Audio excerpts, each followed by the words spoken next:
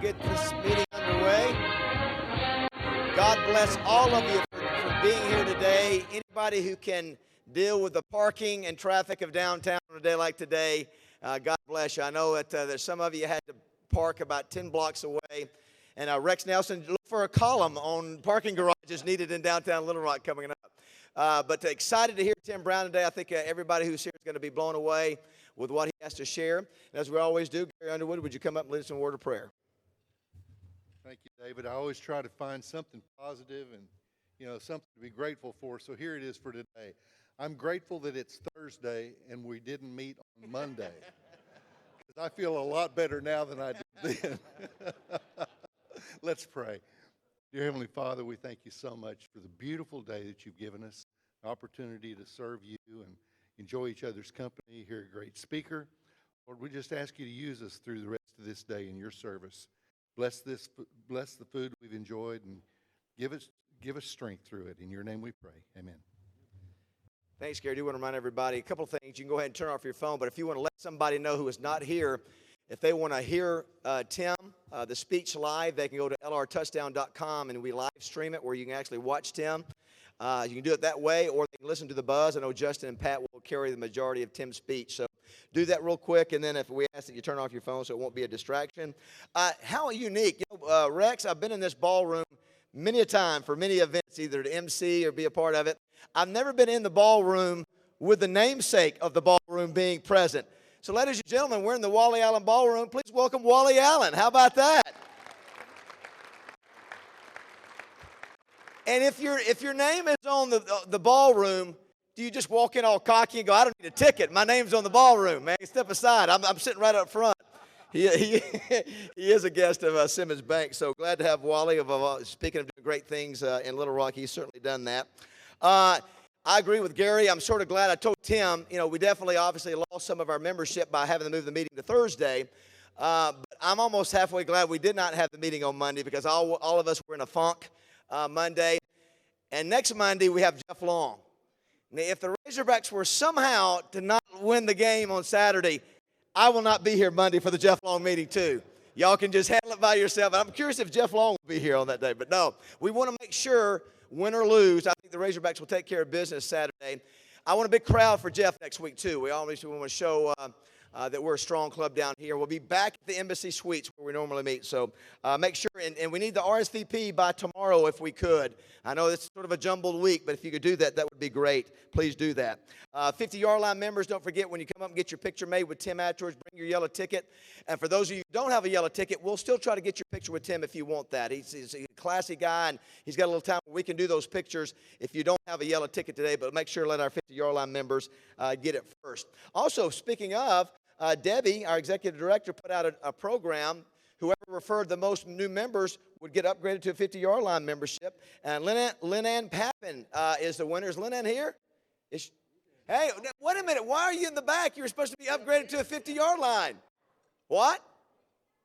You didn't even know about it. Well, hey, I announced her. Well, you know what? Just come up and grab you a seat if you want to then. Congratulations, Lynn. Thank you so much. Also, I know some of you were looking for photos from the two meetings ago. My gosh. Felix Jones and Peyton Hillis. We're going to get the photo stuff taken care of. We're a little behind on that. We're going to get that stuff done by next week. So all of you looking for pictures, we'll have them all next week. So we apologize for that. We'll get that taken care of. If you're not getting your emails, make sure and talk to Debbie. Give her your email for our alerts because we want to make sure that you get those weekly. Also, today will be our first Democrat Gazette High School Player of the Week, and we got a whopper of a first player, very deserving young man, and a coach as well, and we'll introduce that here in just a second. We want to thank our great sponsors, Twin City Limousines. Matter of fact, is Greg here, by the way? He's on his way. Everybody's running behind. Greg Hatcher, the owner of that fine company that provides limousine service to all of our speakers. Thank you to Greg and Popeye and Dale Bennett for all the work they do. Also want to thank LRCVB. This is one of the facilities that they run. And thank you so much to David Russell and Gretchen as well for her support. 103.7 The Buzz. Great to have the Buzz out here again broadcasting live. Thanks to them. CJRW have a new facility. They're getting ready to cut the red ribbon on that. Open for business right around the corner. Thanks to Richard McEwen. Epic Health, I want to remind guys, $1,600 free screening if you'll go by Epic Men's Health or Arkansas Urology. And please get that could save your life. Farm Bureau of Pulaski County, Todd Dennis, where's Todd at? I know Todd missed last week. Multi-line insurance carrier right there for all your insurance needs. Give Todd a chance to give you a quote. Great to have them as a sponsor. That is Farm Bureau of Pulaski County. Wendy's, I was telling Tim Brown about our awards, Dan Hampton and Willie Rofe Award, and Tim said he did not know that Willie was an Arkansan. We're real proud of that, and do want to thank Nan Trammell and Wendy's for sponsoring that for the third year in a row. And how do you like the big banners? Don't those look impressive? We want to show those off and show the awards that we give each year. I do want to thank Wright, Lindsay, and Jennings. They are also the sponsor of the Cliff Harris Award. They are my legal team. And thank Judy Henry for all her support and what they do. And if you have any legal issues, please give them a shot to take care of you and represent you. They are outstanding. Crane Automotive, Larry Crane, the biggest car dealer in the state of Arkansas. We appreciate his support. They've done it now for multiple years and couldn't do it without the Crane family. The Democrat Gazette, we'll ask Amanda Copley to come up here in just a minute. The Democrat Gazette has been a sponsor for every year we've had this club except for year one, 11 straight years. Thanks to them. And, of course, Simmons Bank. I was telling Tim about the great support that Simmons gives us. George Macris could not be here today. Adam Mitchell, the Executive Vice President, he's always here. You know, you're sort of the Robin of Batman and Robin for Simmons Bank. And Robin's always here. If Batman can't be here, but we do want to thank Adam. And Philip Pappin is here. And, Philip, you're sitting in for George. We appreciate you being here. Let's give a round of applause to Simmons Bank and all of our great sponsors. There's Greg Hatcher right there, fashionably late. The only guy I think we've ever had that's a sponsor and his son is being honored. That's quite the coup right there. Do want to thank our Touchdown Club team, Matt Johnson back doing all of our live video stream. Thanks, Matt, to all your work. Matt Johnson Productions, Dwayne Duncan. If you want a special picture today, that's the guy you see. Dwayne Duncan has done our photography for many years. Brent Passmore, who does our website, lrtouchdown.com. Thanks to him. RJ Hawk, remember, at Little Rock Touchdown Club is our Twitter handle. And you're on Twitter too, right? And yours is, let's see, what is it? 81 Tim Brown. So if you want to tweet Tim after today and tell him what a great job he's done, please do. Yeah, just please do that. And our website is lrtouchdown.com. Instagram is lrtouchdownclub. Thanks to RJ Hawk for doing that. Our great, amazing check-in ladies, they do a wonderful job. I did want to mention, I know Tim's got a new book out that he'll mention, and that I'll mention as well. But we've got so many great volunteers. We have a new volunteer over there sitting next to Melissa, Feather Lynn. Her book was Pickle Juice, Diamonds, and Football. Yeah, where are you at, Feather? Is she in here? Yeah, how about that, along with Melissa? And thank you for volunteering. She's got a book out. Give her a round of applause for a book about football. Supposedly, it has to do with a young stud football player out of Conway High School.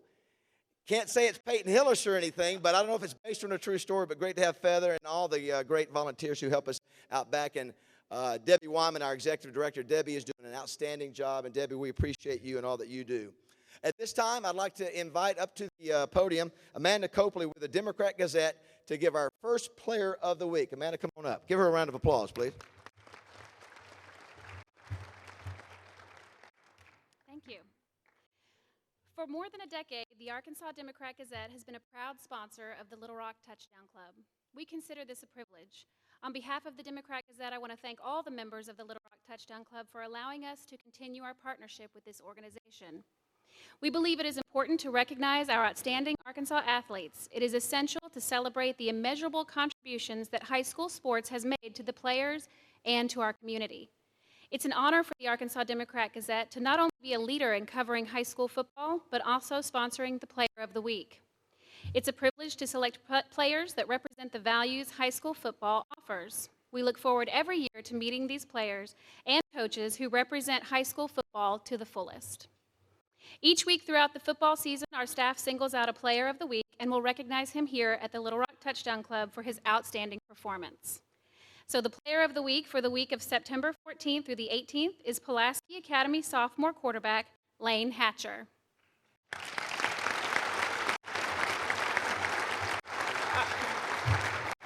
I'm going to tell you a little bit more about him. 1 second. Our Arkansas Preps Player of the Week completed 22 of 37 passes for 224 yards and 4 touchdowns in Pulaski Academy's 40-13 victory at Highland Park in Dallas last Friday night. It gets better. It gets better. It was his No, now you threw me off. Okay. It was his first varsity start at quarterback, and Pulaski Academy ended Highland Park's 84-game home winning streak with Friday's victory. The streak dated back to 1999. Lane is here with his parents, Greg and Lee Hatcher, and his coach, Kevin Kelly. Lane, we are proud of you. Now let's give a Little Rock Touchdown Club welcome to our Democrat Gazette Player of the Week, Lane Hatcher.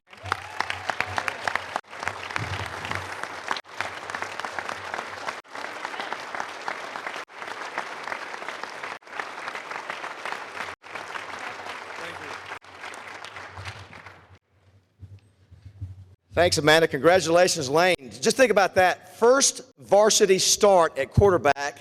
And Tim was talking. Tim is a Dallas native. Tim knows how good Highland Park football is, and met Coach Kelly a minute ago. And boy, that's something we're really proud of, Tim, to go down there and beat a team like that, and to know it's a sophomore. And you know what? I tell you, Lane looks a lot more shy than his dad, Greg. Greg is definitely, I don't know if that's just a disguise you're doing, but great to have Greg and Lee here as well, and a great young man, and a lot of good things ahead for you. So look forward to honoring you again here at the Touchdown Club in the future. All right. We knew it was coming sooner or later. We don't know how he's going to deal with it, but it's time for the weekend wrap up. Everybody give a round of applause for Rex Nelson, everyone. Thank you, David. Yes, it is time for the weekend recap, sponsored by Simmons Bank. And look, it's Thursday, so I'm not going to start by standing up here and hollering, "Holy Toledo." That's been overdone since it started popping up on my phone on Saturday afternoon. So we're not going to do that. And we're not going to be like that social media crowd, and we're not going to try to blame a stadium for a loss. Now, that's a new one on me. I thought you blamed it on a lack of preparation or a lack of execution. But, you know, in this new era of social media, every moron has a microphone. So this moron's got a microphone every Monday, Bo. And some people have it every morning for about 4 hours. But now everybody can be like a morning radio guy and just spout off. That's the great thing. All right, I'm contractually obligated by David, or he'll cut out my dessert for the rest of the year, to cover every college team in the state. So here are a few lowlights, if you will, and then I'm going to move on real quickly. That's how I'm going to handle it. Toledo, of course, limiting Arkansas 3 points, 3 second-half drives inside the 10. Going to give you a headache all over again. Toledo's first victory ever over a ranked team on the road. Brandon Allen just 11 of 21 passing down the stretch in the fourth quarter despite all those yards. Toledo breaks Arkansas' streak of holding 7 consecutive opponents scoreless in the first quarter. That went down. Toledo wins for the first time ever against an SEC team. Razorbacks, this is hard to imagine, 1-5 in Little Rock since 2012. Brett Bielema's first non-conference home loss in 10 seasons as a head coach. All right, enough of that. Let's sweep that out the door and let's move on. Arkansas State gave Missouri all it could handle before losing 27-20 in front of almost 30,000 people in Jonesboro. Red Wolves are 0-2, but they led 17-10 at the half of that game. But the Red Wolves were held to just 37 yards in the second half. They had just 217 total yards in the game. This is the first time ASU has been 0-2 since 2010, but a vast improvement over that first game out at the Los Angeles Coliseum. And while some of these social media people I was referring to were pointing to a few empty seats at War Memorial Stadium, I want to make one point. Jim Rasco and I are weird enough to do this kind of research. I researched it on Saturday. There were more than 101,000 people who attended college football games in the state of Arkansas. That's pretty dadgum good in a small state of less than 3 million people. All right, let's go around the SEC. Leonard Fournette, 159 yards rushing, 3 TDs. LSU hangs on 21-19 over Mississippi State out in Stark Vegas. Mississippi State missed a 52-yard field goal attempt on the final play that would have won that game. Oklahoma, wow, how did they survive? They survived in 2 overtimes against Tennessee before 102,000 people in Knoxville. Tennessee had led that game 17-0 early. They are vastly improved this year. Oklahoma, though, beats an SEC team for a 3rd consecutive year. And the Volunteers, get this, they have now lost 28 of their last 29 games against ranked teams. That program has really fallen, but it seems to be on the way back up. Georgia goes to 2-0, beating 0-2 Vanderbilt 31-14 in Nashville. That was the SEC opener for both of those teams. Alabama 2-0, 37-10 over Middle Tennessee and Tuscaloosa. Jake Coker passed for 214 yards. Derrick Henry runs for 3 TDs for the Crimson Tide, who will have their work cut out against Ole Miss this weekend. Auburn, were you watching that before the Razorback game? They barely survive against Jacksonville State. Now, Jacksonville State is where Jack Crow once coached after he left here. I went and did the research. I couldn't remember exactly. They fired him at the end of the 2012 season. At least they waited till the end of the season to fire Jack. But anyway, Jacksonville State had Auburn on the ropes. Auburn scores with 39 seconds left to send it to overtime and then wins it 27-20 in overtime, or they would have suffered the Hogs' fate. Jacksonville State is the first FCS school to take a ranked FBS school into overtime. The two schools are only 108 miles apart, and that's the first time they had ever played, and I predict maybe the last time they play for a long time. Kentucky beat South Carolina and Columbia. Who knew? They play football at Kentucky. 26-22, driving the old ball coach crazy. The Wildcats are now 2-0. They ended with that a 22-game road losing streak.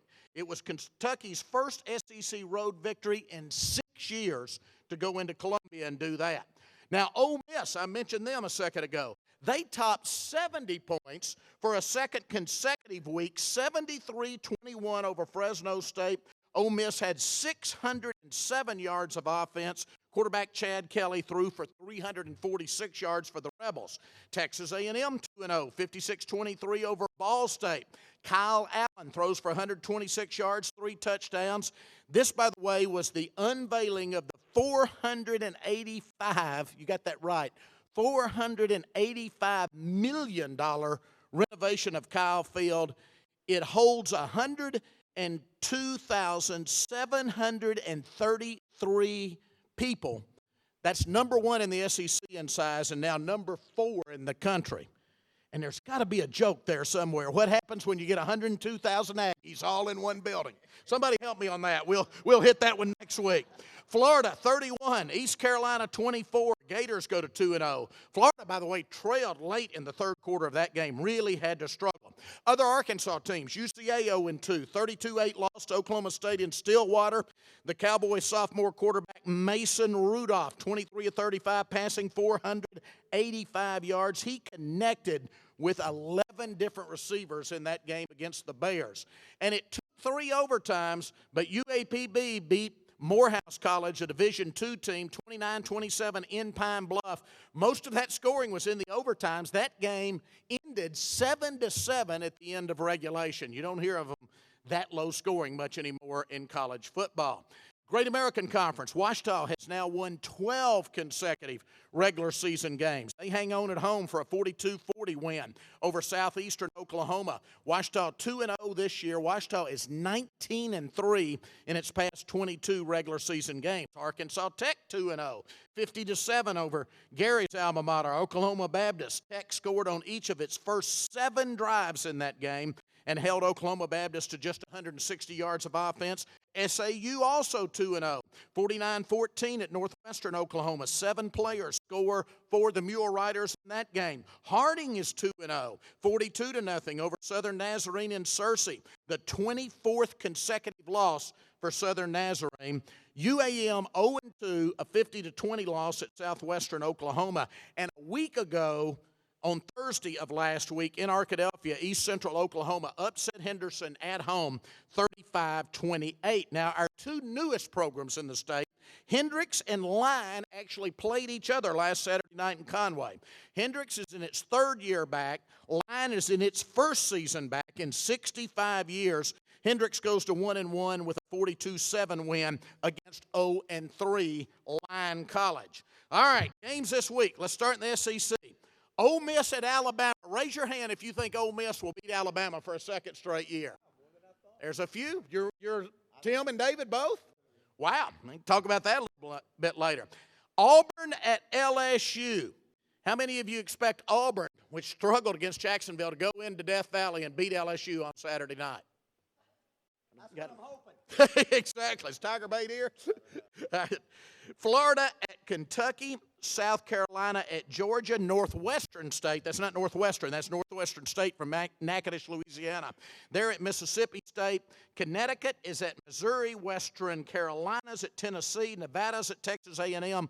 Austin Peay at Vanderbilt. As I always say, they've got the greatest cheer in college football. Let's go Peay, their students always say. They play at Vanderbilt on Saturday. And, of course, Texas Tech at Arkansas. How many of you like the Razorbacks to turn it around and beat Texas Tech? Oh, there we go. Pretty good majority there. In the state also, we have Missouri State at Arkansas State, Texas Southern at UAPB, Harding at SAU, and what should be a very good game, Arkansas Tech at UAM. So college games in Fayetteville, Jonesboro, Pine Bluff, Magnolia, and Monticello. Get out and see a college football game this Saturday. Thanks, everybody. On a little side note, this afternoon I'm going to be flying with Frank Fletcher, who is good buddies with Bobby Petrino, to the Louisville Clemson game. Louisville is 0-2, hosting Clemson. If they don't win this game tonight, they go to 0-3, and that would not make a very happy Bobby Petrino, I don't think. So it'll be interesting to see that game tonight. I just found out from Tabitha Cunningham with Simmons, all the photos are out there. See, I threw it out there, and that quickly it's fixed. So if you had photos with Charlie Weiss or Peyton Hillis or Felix Jones, they're out there. So make sure and get exactly. So make sure and get those on your way out if you could. I was talking with Tim, and we'll get the formal introduction here in just a second from Jim. But we were looking at our trophies. And, of course, the reason I put the Broyles Award, this is the 20th year of the Broyles Award, a very significant year. Of course, this is Cliff Harris Award. And Tim was talking that he's the only Heisman Trophy winner to ever come out of the Dallas School District. In the history of the Dallas School District, the only Heisman.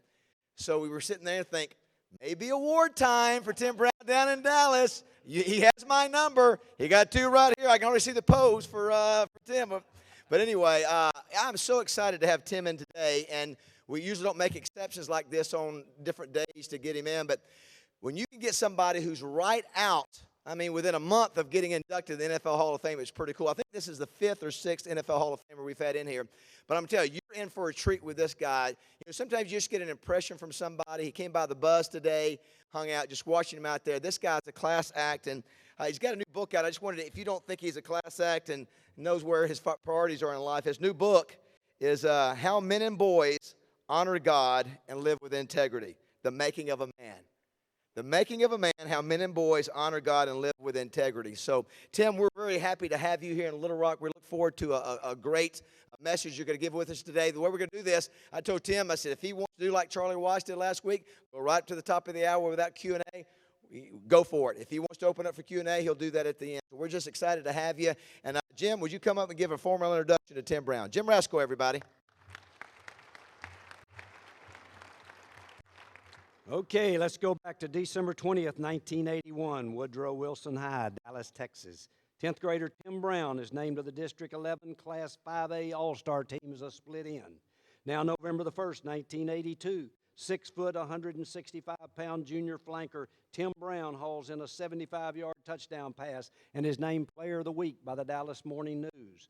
December 21, 1982, Tim Brown is named to the All-District team as a running back. And by this time, basketball season started, and on that same date, his name appears in another place in the Dallas Morning News as one of the leading scorers among Dallas high school basketball players. Now let's go to December 7, 1983. In a basketball photo that I gave Tim a few minutes ago, he appears in an action shot in the Dallas Morning News with a caption reading, Tim Brown of Woodrow Wilson tries to free himself from the tight defense of Chris Goodspeed. The guy's just got him wrapped up totally in the picture. So the guy was playing football and Tim was trying to get free. 2 days later, an article reads, Woodrow Wilson's Mr. Versatile, Tim Brown, is receiving a lot of recruiting attention. He's scheduled a visit to Notre Dame. Brown scored just about every way possible last season. Punt returns, kickoff returns, running and receiving. For his career, Brown has nearly 5,000 yards in total offense. That same night, he scored 19 points in a basketball game to lead Woodrow Wilson to a 90-75 victory over Lakeview High. 3 days later, he's named to the Dallas Morning News All-Star team as a kick returner. The article states that he had over 1,000 yards in returns for his senior year and over 3,000 return yards for his high school career. That same day, it's announced that he's named to the coach's all-district team as a running back and is chosen as the Offensive Player of the Year. During his high school career, Tim played tailback, wide receiver, wing back, free safety, and quarterback, and in addition to basketball, he was a track star. The last mention of his high school career states that Notre Dame is after Woodrow Wilson back/receiver Tim Brown. Brown has visited Nebraska and will look at Oklahoma. He chooses to attend Notre Dame, and the rest is history. On September the 8th, 1984, Notre Dame opens its season against rival Purdue before a capacity crowd in the Hoosier Dome in Indianapolis and a nationwide TV audience. Coach Jerry Faust pulls a surprise and sends freshman Tim Brown out to receive the opening kickoff. Brown fumbles the opening kickoff. Purdue recovers and kicks a short field goal that proves to be the winning margin in a 23-21 upset of the Irish. Despite his youth and his auspicious beginning, the freshman moved into the starting lineup as the split end and led Notre Dame to 4 consecutive victories at the end of the 1984 season, including a 30-22 upset of number 6 ranked LSU in Death Valley and a 19-7 win over number 14 ranked USC at the LA Coliseum. As a sophomore in 1985, he took a kickoff all the way back for a touchdown and also led the team in receiving as he started every game as a flanker. Lou Holtz became the coach of the Irish in 1986. Tim Brown was a unanimous All-American, third in the nation with 1,937 all-purpose yards, and scored 9 touchdowns, 5 on pass receptions, 2 rushing, and 2 more kickoff returns. On August 31st, 1987, Sports Illustrated featured Tim Brown on the cover of its college football preview issue. The cover read, "Notre Dame's Mr. T, Tim Brown, best player in the land." Our guest started off the season with a bang by returning back-to-back punts for 66 and 71-yard touchdowns in an early romp over eventual Big Ten and Rose Bowl champion Michigan State. Brown finished his college career as Notre Dame's all-time leader in pass reception yards. He repeated as a unanimous All-American, and as all of you know, he finished far ahead of the runner-up in the Heisman voting to become the 7th Heisman Trophy winner from Notre Dame. Okay, you've heard more than enough from me, so I'll cover our speaker's 17 years in the NFL in about 30 seconds. Number 1 draft pick of the Raiders. As a rookie in 1988, he led the NFL in kickoff returns, was a unanimous All-Pro kick returner, and selected to play in the Pro Bowl. He's the Raiders' all-time leader in seasons played, games played, punt returns, touchdowns. He ranks 6th in NFL history with 14,934 receiving yards and 5th in NFL history with 1,094 passes caught. He's one of only 8 players in NFL history to have over 100 pass receiving touchdowns. In 1994, he led the league in punt returns. In 1997, he led the NFL with 104 receptions. And in 2001, at the age of 35, he caught 91 passes for 1,165 yards and was named to the Pro Bowl for the 9th time. In 2009, our guest was inducted into the College Football Hall of Fame. And just 6 weeks ago, on August the 8th, Mr. Raider was inducted into the Pro Football Hall of Fame. Here is number 81, Tim Brown.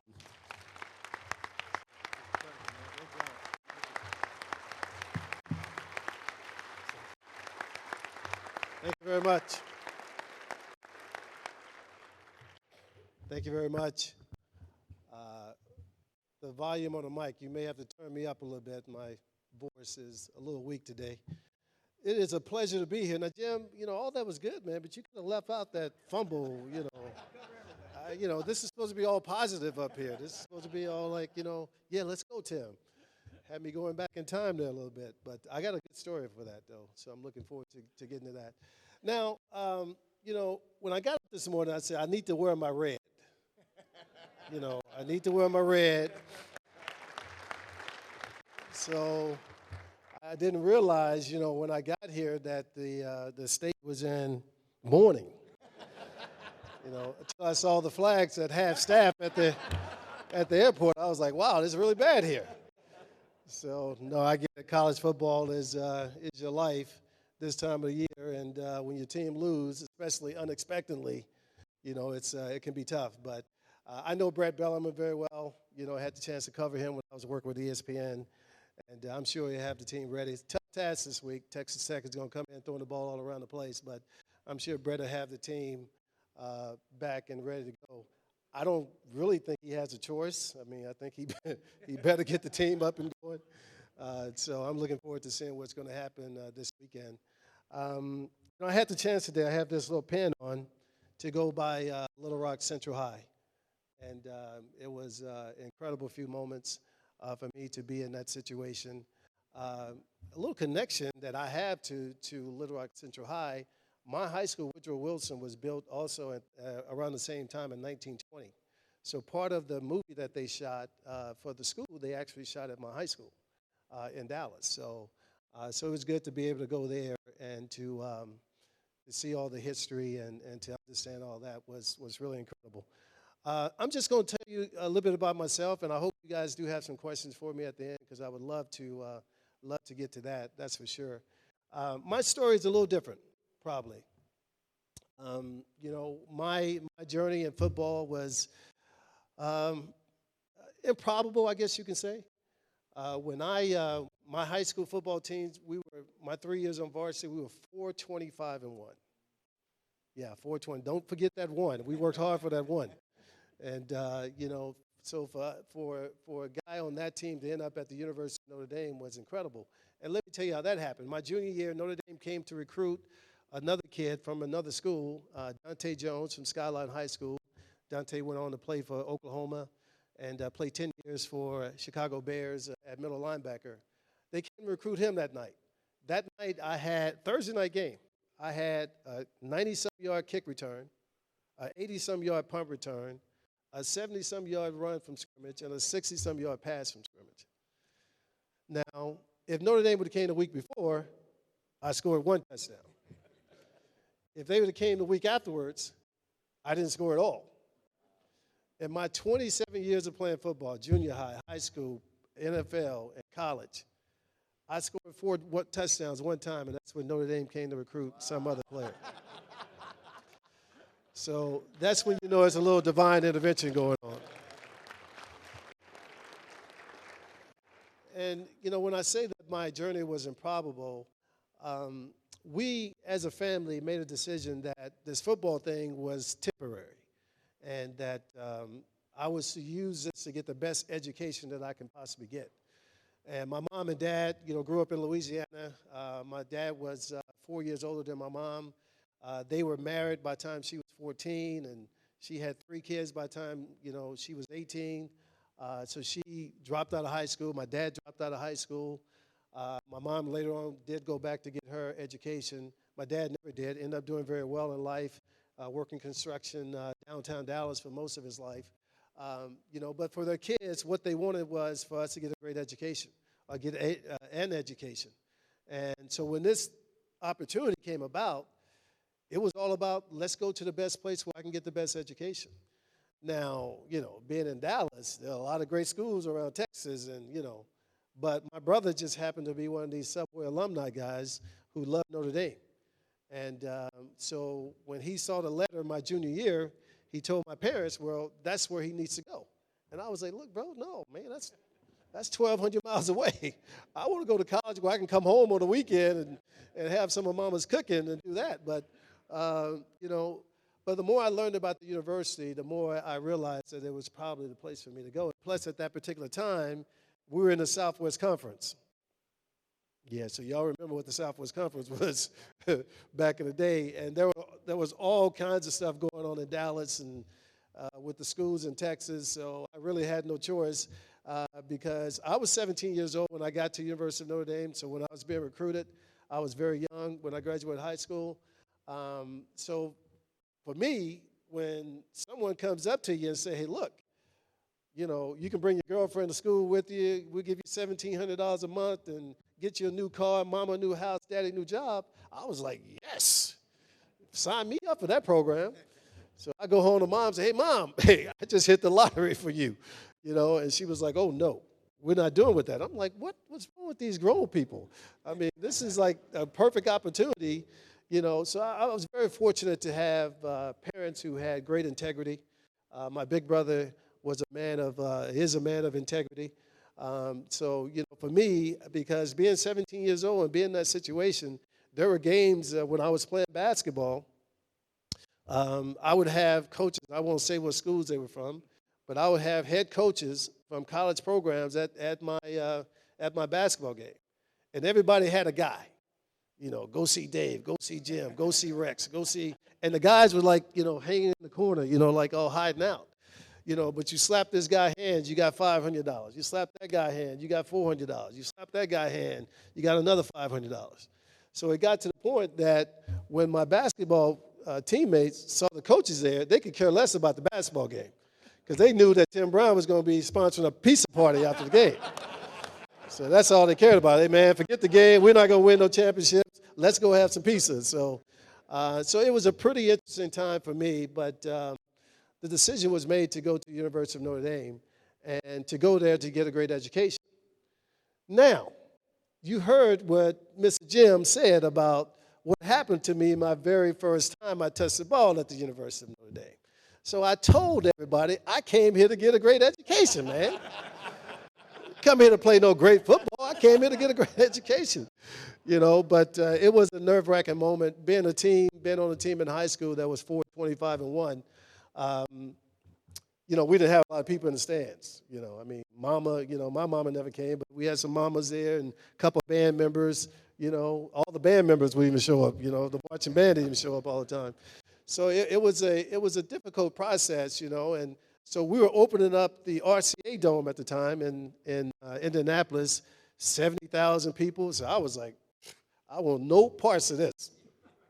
So, you know, and they had told me all week, hey, we're going to work you in, and, you know, don't worry about it. I'm like, Coach, that's a great idea. I'm with that plan.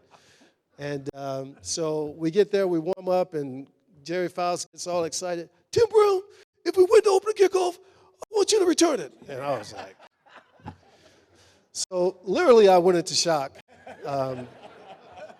No, I mean, seriously, I went into shock. I was going out to the field to the game, and the seniors were all behind me. They were trying to see how far I was going to go on the field without my helmet. So I didn't have my helmet. And they let me get to the door, and they said, hey, freshman, you may need that piece of equipment back in the locker room. So I go and get my helmet, and, you know, I'm standing on the sideline, and I wasn't even Catholic, but I was like, Hail Mary, full of Lord, please let us lose the opening toss. Please let us lose the opening toss. So, you know, we win the opening toss, and now I'm trying to do that thing, you know, we do, pound the chest, you know, manning up, you know, trying to do that. And, you know, to my credit, I knew they were going to squib kick the ball, you know. And to my credit, I did a great job. I got in front of the ball, and that was during the day where we played on real turf, which was carpet about that, and then concrete underneath. So you know the ball was going to be bouncing. I did a good job. I got in front of the ball. Now, the rest of this, I can't tell you from memory because, again, I was in shock. It's only because I've seen it on film. I fumbled the ball, and nobody even touched me. Nobody touched me. I dropped the ball and took a couple steps, realized nobody was trying to tackle me, and like, oh, I don't have the ball anymore. So, and turned around, the ball was on the 8-yard line, and of course, we end up losing by 3 points. They got a field goal. Our defense did hold it to a field goal, and we lose by, as Jim so, you know, greatly pointed out, we lost by a field goal, and, you know, that's how my career started at Notre Dame. So I like to tell everybody, you know, hey, you know, I was setting the bar low for what was to come in the future, you know. So, you know, on a serious note, though, things really changed for me when the great Lou Holtz came to the University of Notre Dame. You know, he implemented this program where at 5 o'clock in the morning we had to, you know, come and work out, and he called it winter ball. We called it torture, but he called it winter ball. So we went through that. Once we got it in pass, after the second day of practice, he came up to me and said, you know, asked me a litany of questions of why I wasn't playing or why they weren't featuring me on a regular basis, the coaching staff prior. And I said, Coach, they just didn't do it. And he was really on me. He was getting louder and louder and louder. And finally he said, you know, there's no coaching staff. I can't do the impression, man. I can't. There's no coaching staff in America dumb enough not to play you, you know. And I said, Coach, they just didn't play me. And so he told me then that the only way I wouldn't get the ball is if the defense found a way to intercept the snap from center. He said, if they can do that, you're not going to get the ball. But other than that, we're going to find a way to get you the ball. My great friend Steve Berline, who was a quarterback, he told Berline that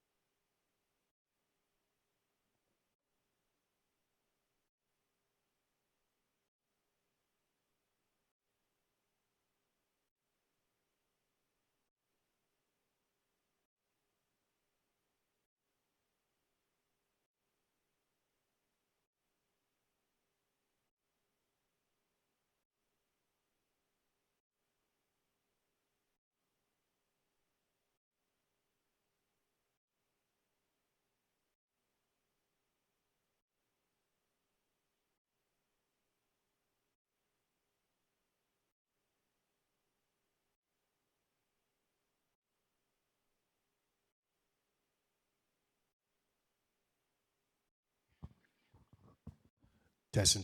Oh, wow. Oh, Barry White voice in this one. So, yeah, Lou told Steve Berline, you're going to play, and you're playing for one reason. You're the only guy who can throw the ball to Tim Brown, so that's why you're going to be on the football field. So, you know, from that standpoint, you know, it was a pretty amazing turnaround for me because, you know, Coach Holtz every day for 2 weeks in spring practice would bring me in and literally tell me, you know, and show me how I could be better and tell me, you know, I could be the best player in the country and all this kind of stuff. And I thought he had lost his mind, really, you know, because I had no, you know, football was not my thing. I was playing football because that's what I had to do to get this education. And playing past, you know, college was not something I'd ever thought about, and which is unusual, improbable, like I said before.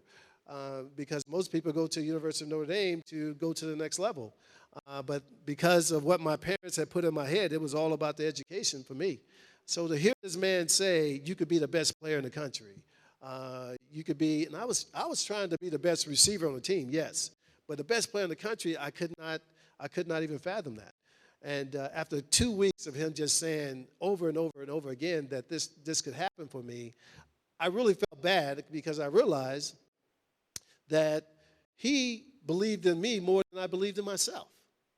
And that was tough to deal with. And I said, I owe it to me and I owe it to him to at least listen to him and give this thing more effort. And that's what I set out to do. I set out to, you know, whatever he told me to do, I was going to do it 100%. And I had a great spring game. We get into the regular season, and everything is going great. So now I'm following him around like a little puppy dog, you know, like, Coach, you got any more words for me? I'll take anything you got, you know. But so it was incredible that someone could come into your life and just change everything about you. Because there's no doubt in my mind that I'm not Heisman Trophy winner Tim Brown without the great Coach Holtz. Every time I see him, I bow down to him. So he is the greatest. Having the opportunity to have him at the Hall of Fame a few weeks back was just really amazing, and he had a great time with me and Jerome Bettis. So it was just an amazing time. The first person we both called when we got together, me and Jerome got together, was Coach Holtz, because we knew without what we had received from him, it was going to be impossible. It would have been impossible for us to come into the league in the role that we came into the league. And so that was an amazing thing for us. You know, my NFL career was, again, it was, you know, a little bit improbable because, you know, I came into the league as a highly touted guy, but at the same time, everybody was asking me or saying, can he do the same things in the NFL level that he did in college? And so we put a rest to that question pretty quickly. I did the opposite of what I did in college in the NFL. The very first time I touched the ball in the NFL, I returned the kick 97 yards for a touchdown. So, you know, and I think that was probably the best thing to happen to me because now all that Heisman pressure, Heisman jinx stuff was gone. If I never returned another kickoff again, and by the way, I played 17 years and I never did return another kickoff for a touchdown. But they couldn't say I never did it because I did do it. You know, that year, because of injuries, I ended up playing a lot of receiver also, ended up leading the team in receptions, ended up breaking Gale Sayers' all-time rookie all-purpose yardage record, which still stands today, and nobody ever break it, I don't believe, because you're not going to have – they won't allow great receivers to return punts and kicks anymore, so I don't think anybody would ever break that record. I broke several other records, but I didn't win the doggone Rookie of the Year because of some guy up in Ohio doing some icky shuffle or something. So I was like, dude, really? I mean, the Icky shuffle, you know, guy had 1,001 yards rushing. I tell Icky this every time I see him. This is my beef with him, is I should have won the Rookie of the Year award. But so I didn't win that award. But other than that, so, you know, if you're going to play football, you win the Heisman, and then the next year you're in the NFL Pro Bowl, 2 pretty good years. 2 pretty good years to have. And I want to interject this about my mom in particular. I never forget. I came home that year after it being announced that I was going to be in the Pro Bowl, and when I got home, they had a big sign outside the house that said, "Welcome home, Heisman Trophy winner, Pro Bowler Tim Brown." So as you can imagine, I got out that truck going, "Yes, sir, that's me." They all, even my family represents now, and my family know what's going on. And so my mom greeted me at the door, hugged me. "Oh, we're so proud of you. We love you so much." And I was like, yeah. I know. You know, I'm all cool about it. And she said, "Did you see the sign?" I was like, "Well, yeah, I see the sign." She said, "Well, you know why it's outside?" I said, "No." She said, "Because all this is going to stay outside my house."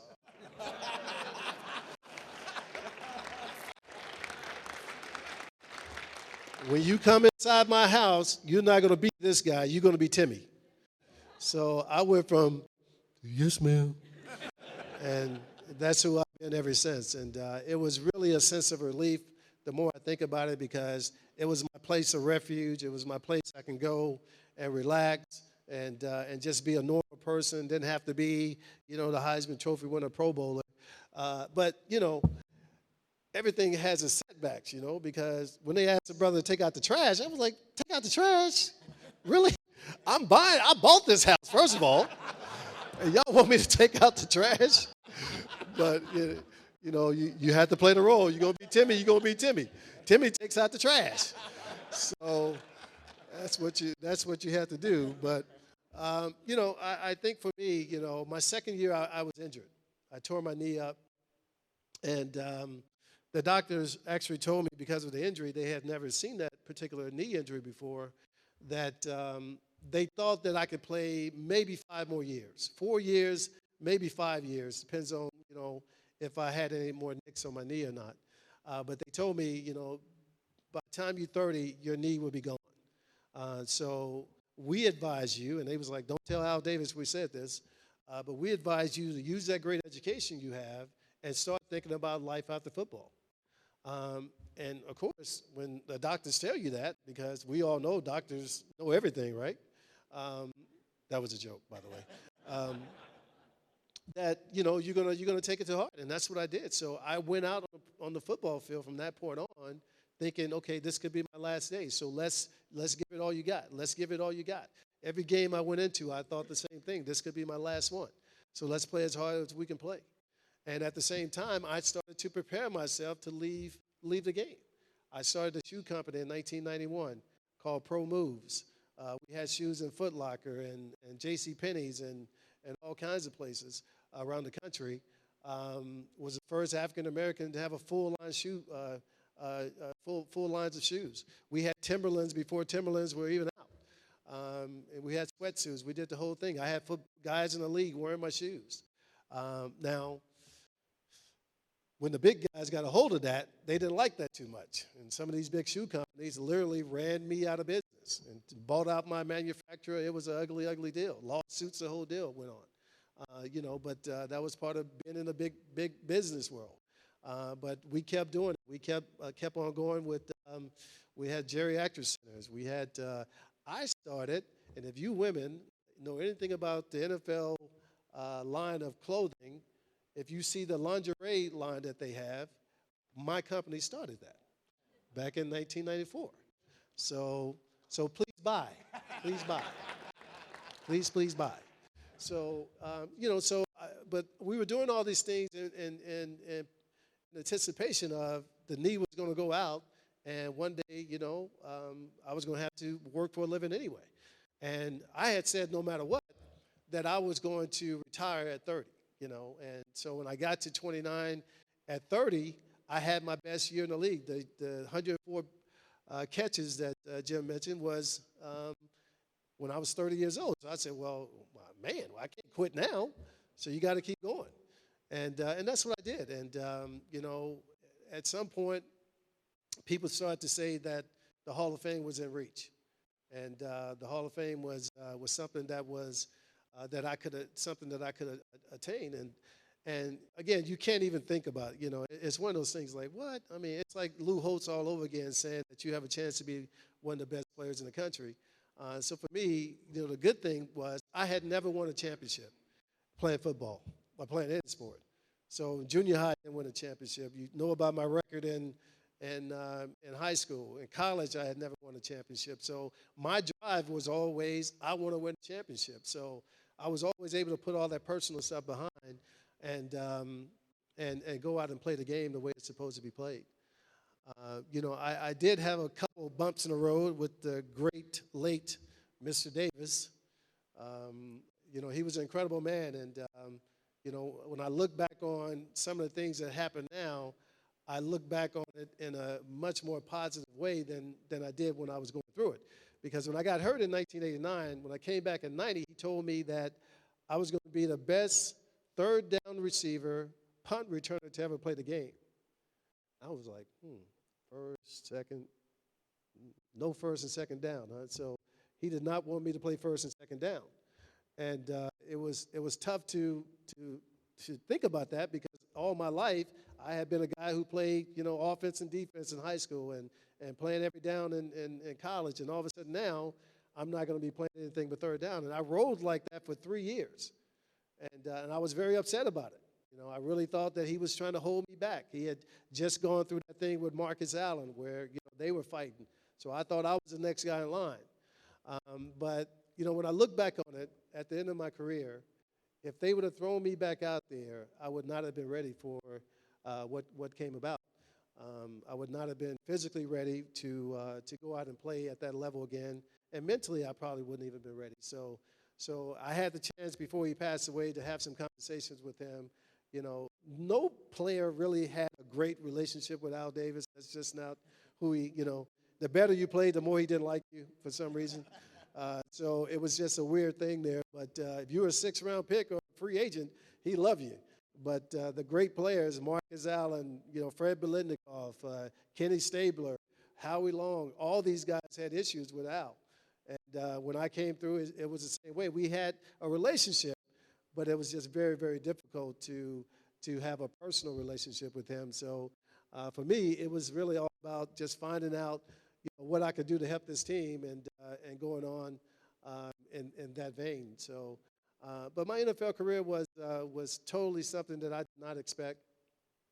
I knew that God had given me talent. I knew that I had the ability to do some things, but to end up in NFL Hall of Fame is something that you just can't even dream about. Maybe Lil Lane right here, maybe he thinks about that, at this stage of his career. But for us, or for me, it wasn't something, because I was so focused on education initially. Then I had a great year, but then I got hurt and things all changed in my head. But to end up in the NFL Hall of Fame, our class made it 295 men that are in the NFL Hall of Fame. Out of all the millions of kids who started playing this game at Pop Warner or whatever level, there are only 295 men in the NFL Hall of Fame. So to end up here is a remarkable deal.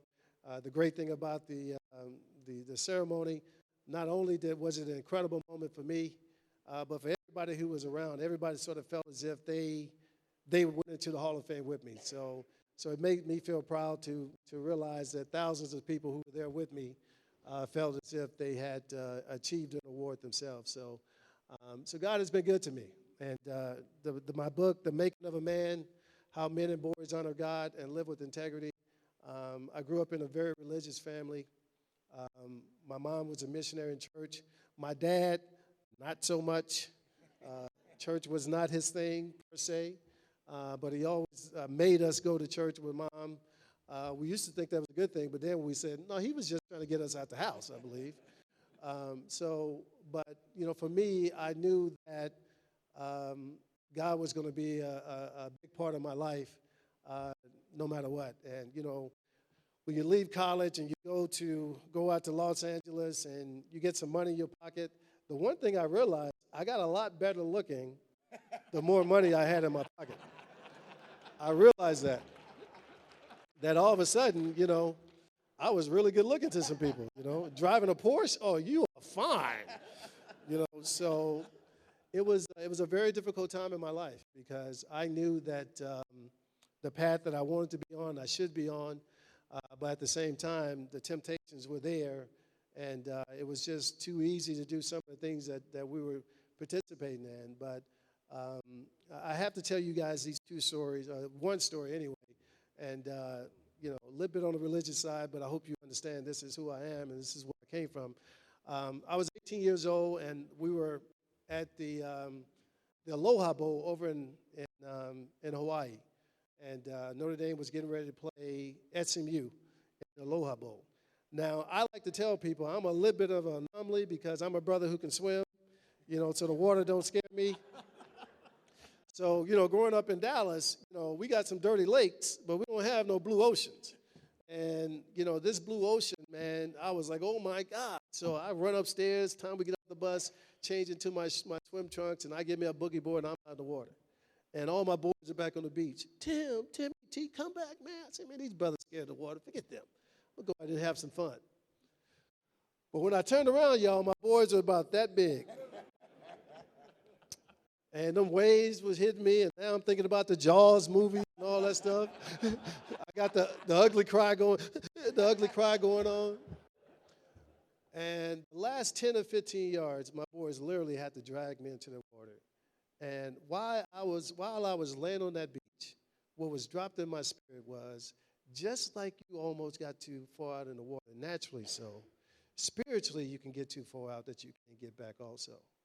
And I'm 18 years old. I don't know the Heisman. I don't know all this is in my future.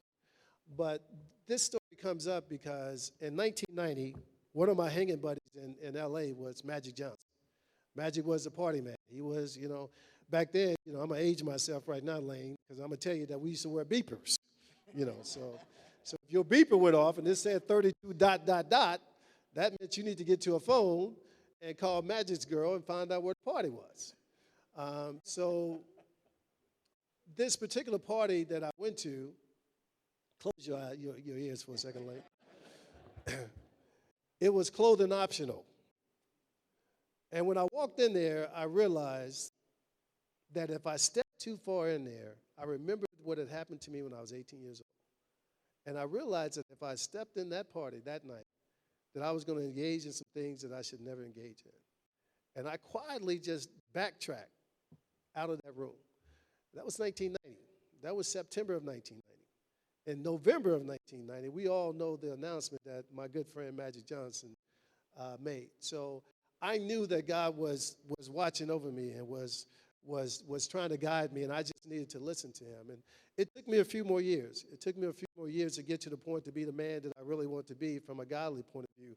And when you're in the locker room and when you are a captain of a team and when you are a great player in the league, it becomes even more difficult because what you have to realize is, and this is some of the things that I've told Tim Tebow and even Derek Carr, who is a big-time Christian now with the Raiders right now. You have to realize that the guys are not in the locker room to find Jesus. That's not why they're in the locker room. They don't go to an NFL locker room to find God. They go into an NFL locker room to play great football. So if you want them to follow you, guess what you got to do? You got to play great football. That's how you get guys to follow you, because if you throw in interceptions, they're going to be like, I don't want that God. That's not the God I want. If you missing tackles and not catching balls, nobody wants that God. So I know God was blessing me and putting me in a position to do something really special, because when I made that transition in 1996, 1997 was when I had, the 104 catch season. And so, now I'm able to take all those stories from L.A., and now we're up in Oakland. I'm able to reverse that and tell these young men about how they can also change their lives. So, I realized that this Hall of Fame thing is not just about me having this beautiful gold jacket. I'm getting a big old Hall of Fame ring, and we get a copy of a replica of the bust that, if you saw the Hall of Fame, looks nothing like me, but hey, it's a Hall of Fame bust, so I'm gonna take it, right? But I knew that, and I know that God has more in store for me than just that. And it is my goal to take this Hall of Fame platform and to speak all over the country. I'm doing all kinds of speaking at churches and youth groups and things like that at this particular point, because I believe that there's a message out there that these young people need to hear, and some old people need to hear too.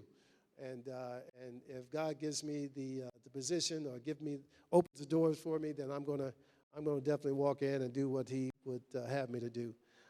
So.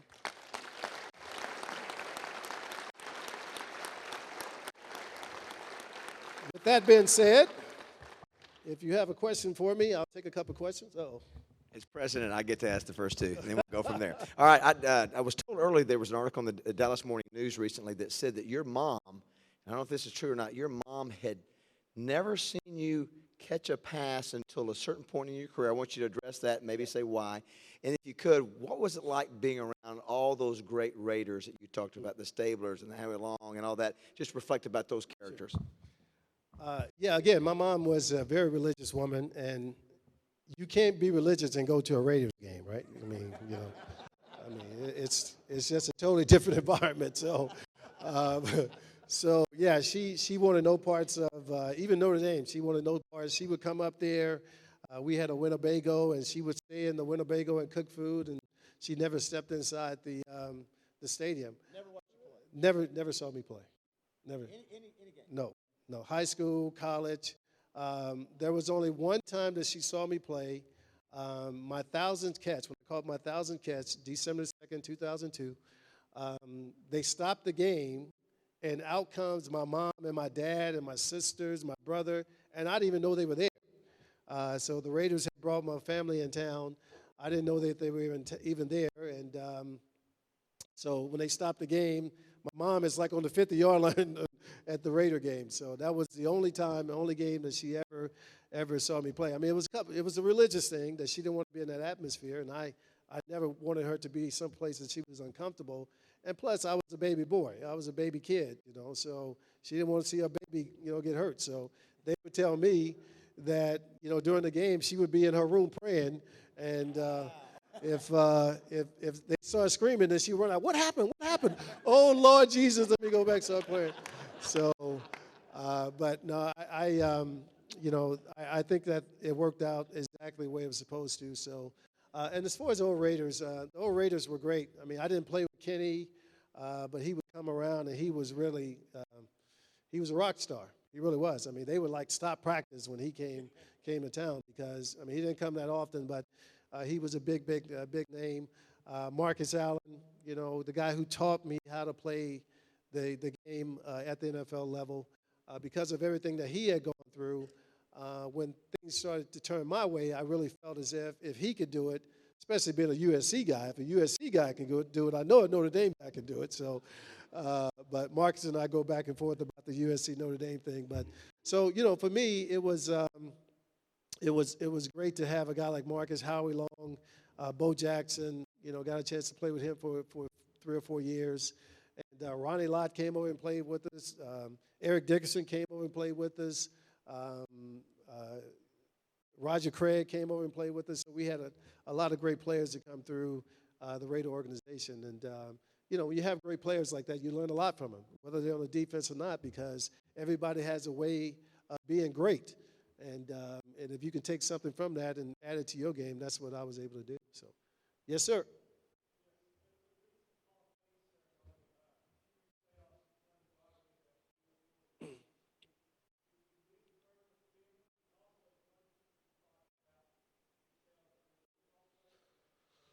Yeah. Junior and I were, really good friends. So I knew Sydney before she was born. And so we've been close with the family for years. And he was actually at my golf tournament 36 hours before he passed away or killed himself. So it was heartbreaking to me because at his golf tournament, we realized that there was a problem. About a month and a half ahead, before mine, we realized that there was a problem. So Marcus Allen and I had said that we were going to talk to him at my golf tournament. The night before, Marcus had to pull out my tournament to go to a gig, so we said we were going to do it at Marcus's tournament, which was 2 weeks after my tournament. And obviously, we didn't get that opportunity, so we were, obviously devastated about what happened. But we saw signs. We saw Junior wasn't Junior anymore. So it's tough. It's really tough. This game of football is really difficult. And what I'm on, I spent my 17 years in the NFL. In 1989, my second year, I was made to take the role of the NFL players rep. Because at that time, if you were a players rep, you got cut or traded. And they figured, everybody on the Raiders team figured that I wouldn't get cut or traded, so they made me be the players rep.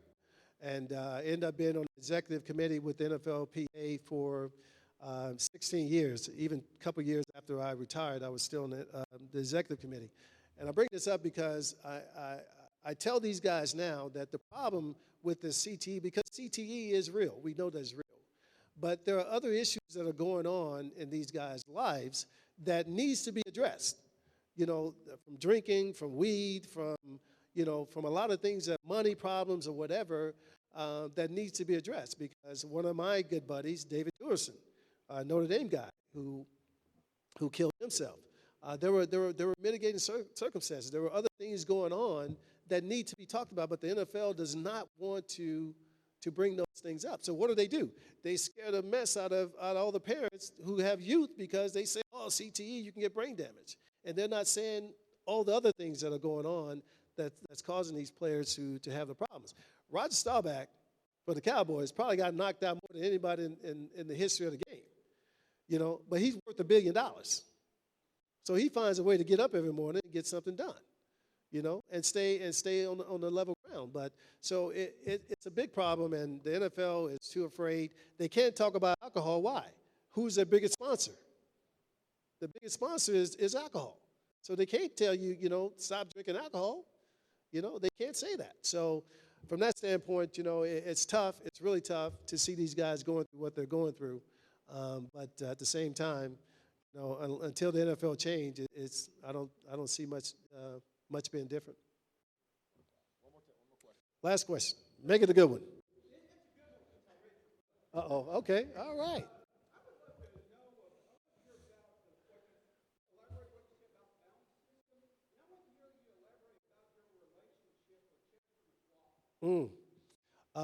Well, I think we talked about the bounty thing for a while, and basically my point was, look, in the NFL, if you don't have a bounty on you, that means you're not worth your weight in gold. So we knew going into every game that, there were times where I saw coaches handing money to each other on the sideline. And they told me after the game, well, the bet was that we were going to take you out, not in an injure you type of way, but we weren't going to allow you to catch the pass in the middle of the field. And they actually paid that right, in the middle of the game or at the end of the game. So, that bounty thing that happened with New Orleans was overblown, simply because, in that game, that's just how it's played, and it's never meant to injure anybody, because what people have to realize is, I went to University of Notre Dame. I had boys who left Notre Dame and went into the league. They may be playing on another team, but that's my boy. So you want me to go hurt my boy? That's not going to happen. You know, that's not going to happen. So you can't, no coach can go and talk a player into going to hurt another player. That just would never happen.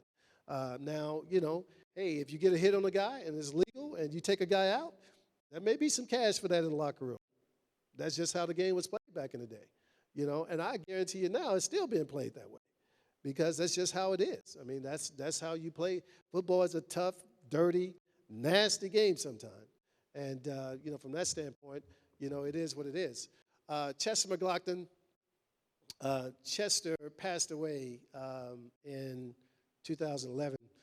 My dad passed away in 2011. Chester was actually at my dad's funeral. Then a couple months later, we were at his funeral. Chester, boy, the first time he drafted by the Raiders out of Clemson, and he comes into the Raiders locker room, and we're through training camp now, and so I'm trying to get everybody ready with this NFLPA stuff. I'm trying to get, you know, so I got to get the rookies. So Chester was there, and I said, hey, Big Rook, I need you to come to this meeting. And he was like, I'm not coming to a meeting. I said, man, you can't be ignorant about the situation. You need to know. Well, all he heard was me and ignorant. And he was coming at me, and thank God Howie Long was right there, and Howie like, you know, hey, Chester, no, he didn't. You know, so that's how our relationship started with the Raiders. But that was the only moment we had in our 19-year relationship that was at odds. He ended up being my best friend in the world, a guy who, you know, I could talk to about anything that I was going through. A couple years later, he tried to introduce me to my wife. And look, when you know the history of players, you don't want them introducing you to no women. You don't, Chester, Timmy, she's a good girl. I know what a good girl means, man. Don't say that to me. Why are you doing your boy like that, man? So for a year and a half, he tried to introduce me to my wife, Sharice. But I was like, dude, I can't believe you're doing your boy like that. So at his wedding, we're sitting at a table. There's about 20 football players. And my wife walks in, and everybody's like, oh, yeah, that's the one I'm going home with tonight. That's the one. I didn't know this was a girl Chester was trying to hook me up with. So he had me and my wife, long story short, sitting at the table together at the reception. And, you know, one conversation led to another. And I knew after 3 weeks that I was going to marry her. So I told Chester, man, why did you introduce me to her earlier? But no, Chester was an incredible man of God. I was so happy to see him change his life over right around the same time I did, and that's why our connection was so close. But I look at him as an angel now, 6'5", 360-pound angel, because what he did for me literally changed my life. So God bless you guys. Thank you very much. Tim Brown, everybody. Great job, Tim. Thanks for coming to Little Rock. If you're a 50-yard line member, come on up with your yellow ticket. If you're not, get in line behind, and you'll get your picture with Tim. Don't forget to get your pictures out back from our last few speakers. Everybody. Land, good luck the rest of the year, buddy. Love to have you, buddy. Love to have you again. All right, what do you want?